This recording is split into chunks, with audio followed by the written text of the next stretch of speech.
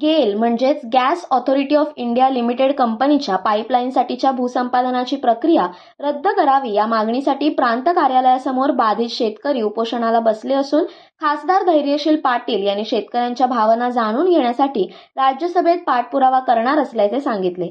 यावेळी त्यांच्यासह काशीनाथ पाटील, हर्षल पितळे, राजेंद्र झेमसे, नंदा म्हात्रे, ॲडव्होकेट नंदू म्हात्रे, अशोक मोकल, चंद्रकांत पाटील, चंद्रहास म्हात्रे व बाधित शेतकरी उपस्थित होते।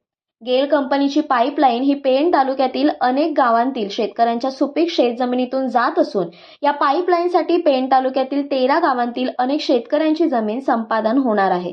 हे सर्व शेतकरी अत्यल्प भूधारक शेतकरी आहेत। या सुपीक शेतजमिनी शेतकऱ्यांच्या कुटुंबांचे जीवनधारणेचे साधन आहेत। या पाईपलाईनच्या संपादनामुळे सर्व गावातील शेतकऱ्यांचे अपरिमित कधीही भरून न निघणारे प्रचंड नुकसान होणार आहे। या गॅस लाईनमुळे हमरापूर विभाग, वाशी विभाग, वडखळ विभाग पूर्णतः उद्ध्वस्त होऊन पाईपलाईन लगतच्या परिसरातील नागरिकांचा, रहिवाशांचा सुरक्षिततेचा व जीविताचा मोठा प्रश्न निर्माण होणार आहे। त्यामुळे या भूसंपादनासाठीच्या प्रक्रियेला शेतकऱ्यांचा पूर्णपणे विरोध आहे।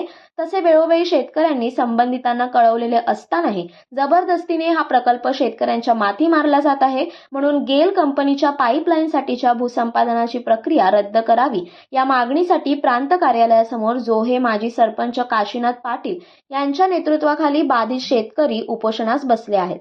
उपजिल्हाधिकारी अस्मिता मोरे, भगवान गुंठे, गेल कंपनी जनरल मॅनेजर राजेश गुरे, डेप्युटी जनरल मॅनेजर यांनी उपोषणाला बसलेल्या शेतकऱ्यांची भेट घेऊन लवकरच शेतकरी व सर्व संबंधितांची बैठक लावून त्यावर विचार विनिमय करून तोडगा काढण्याचे आश्वासन दिल्याने उपोषण तात्पुरते स्थगित करण्यात आले आहे।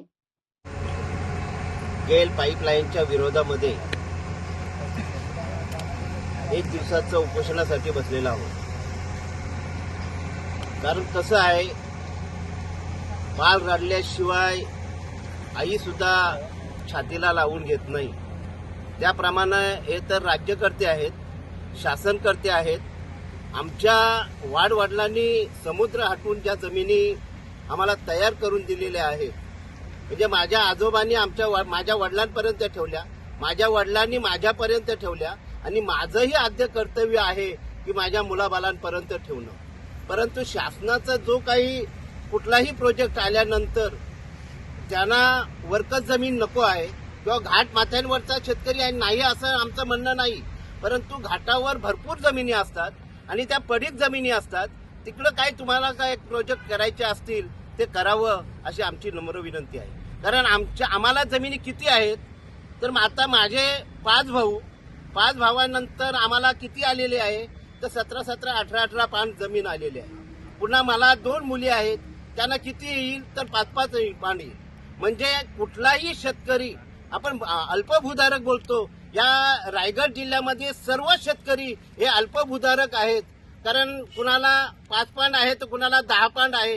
ह्या पद्धतीने आम्हाला जमिनी आहेत आणि त्याच जमिनी जर तुम्ही आमच्या काढून घेणार असाल तर आता खासदार साहेबांनी सांगितलं, आम्हाला आमचा विरोध, विकासाला विरोध नाही, परंतु आमचा विकास जर तुम्ही जगाचा विकास करणार असाल आणि आमचं वाटोळं करून जर तुम्ही जगाचा विकास जर करणार असाल तर ह्याला विकास बोलता येणार नाही असं आमचं मत आहे। कोकणासह परिसरातील ताज्या घडामोडींसाठी सागर डिजिटलला सबस्क्राईब करा आणि नोटिफिकेशनसाठी बेल आयकॉनवर प्रेस करा।